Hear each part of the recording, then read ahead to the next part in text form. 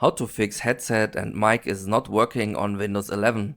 Let's go. First, go to the search bar and type in Settings. Click on it and then go to Privacy and Security. Scroll down until you see Microphone and click on it. Make sure that microphone access is enabled. Also turn on the app where you want to use the microphone. Close everything and then go back to the search bar and type in Control Panel. Open the control panel and here view by, click on and select large icons. Now you can see the sound. Click on sound. A small sound window will pop up and under the tab playback make sure that your headset is set to default. Just click on your headset and then click on set to default. A green check mark appears here. Then double click on your headset and in the bottom under device usage make sure that use this device is enabled. Then you go to the tab levels and make sure the speakers are set to 100%. Click on OK and then go to the tab recording. Now you need to do the same process with your microphone as you did with your headset. Click on your microphone, set to default, double click on your microphone, make sure use this device is enabled and then go to levels and turn up or adjust. You can also go to the tab listen and enable listen to the device to adjust it properly. Then click on OK. After this, go to the search bar and type in device manager. Open the device manager